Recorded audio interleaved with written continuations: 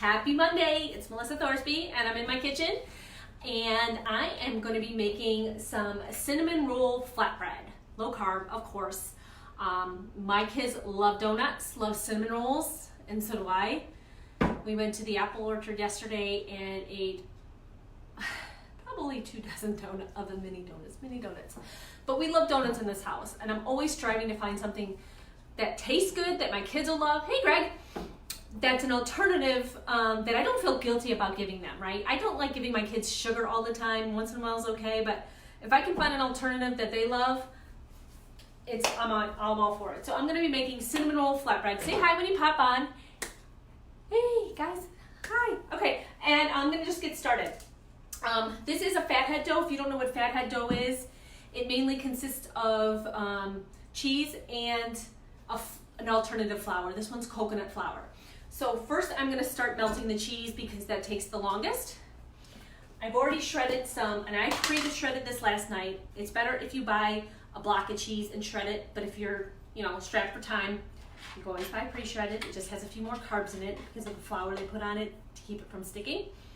This is a 1.5 cups of shredded mozzarella, low moisture, skim chop mozzarella. And this is about 1 ounce of cream cheese. I'm gonna put this in the microwave for about 45 seconds. I'm gonna check it, stir it up, and probably put it back in there until it's melted.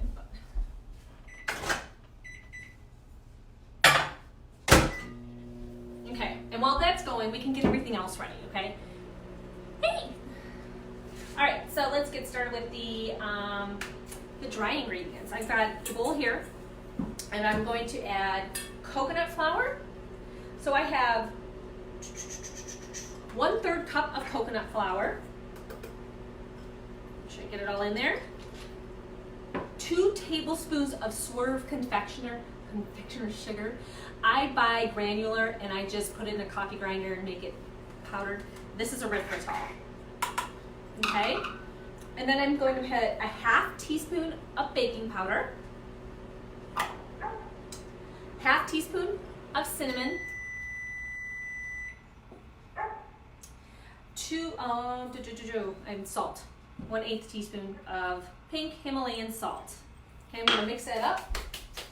Also gonna check on my cheese here. Yep, it's not quite melted, probably another 30 to 40 seconds will do it. So I'm gonna put it back in. Nothing better than warm cheese. Okay, we'll do about 30 seconds. In the meantime, I'm gonna mix up my dry ingredients here. Okay. And what's great about this one, I've made the cinnamon rolls before and they're a mess. So this is a flat, like a dough, like a flatbread. So I don't have to really roll anything. I don't have to make sure the ingredients stay in and don't ooze out the side. That's mainly my problem. Hey Gwen, how you doing? Okay, so I've got the dry ingredients here. I've got the cheese melting. And now I'm going to put, that's probably done. Yep, that's done. Okay, so the cheese is all melted, but I'm not putting it together yet. Not quite yet, okay? I'm gonna let it cool just a little bit, okay? So I've got my dry ingredients here, my cheese is melted. Okay, now I'm gonna do like the wet ingredients. So we've got, I'm just making sure I don't do this wrong. I have 2 eggs already beaten. They're organic, cage-free eggs. 2 tablespoons of heavy whipping cream.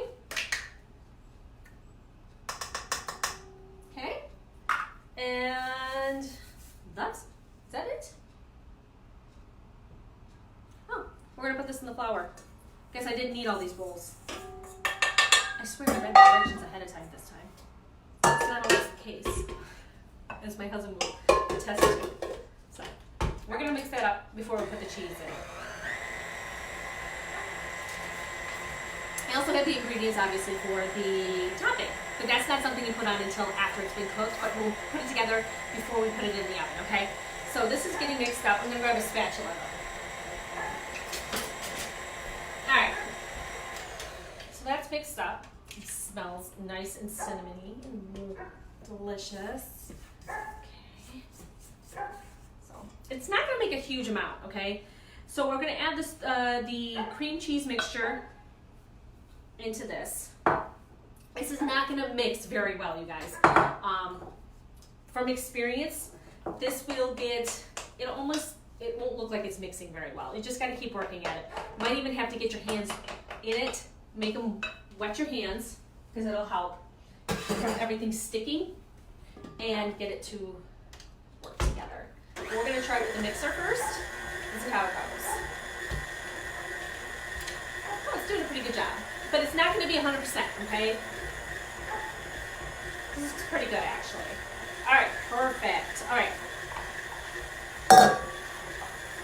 So I've already got a cookie sheet here with one of those silicone mats. You can use parchment paper, you can use whatever you like. Just put something down so it doesn't stick.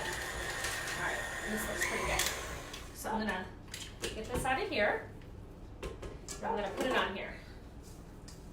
I'm gonna roll it out, but what I'm gonna do is I'm gonna put a piece of parchment paper on top of it while I'm rolling it, just to keep it from sticking to that rolling pin. It just saves a lot of aggravation. So I'm gonna flatten it out a bit, and this is not gonna be perfect. They say to put it about 1/3 inch thick. Okay, so I'm gonna do that. I failed to mention that my oven is preheating at 475. It's almost there.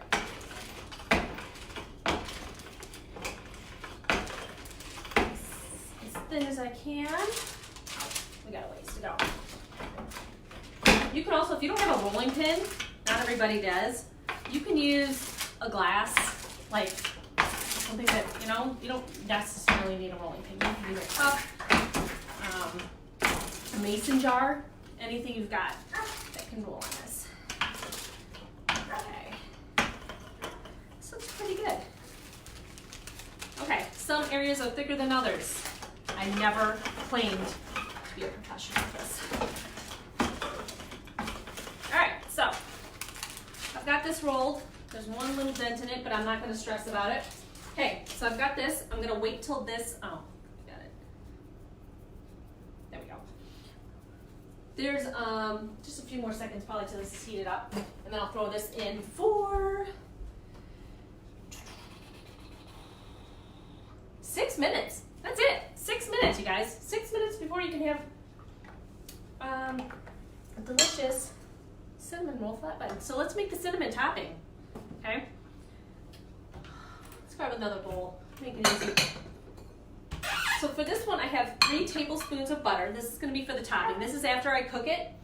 I'm going to put this on top while it's cooling.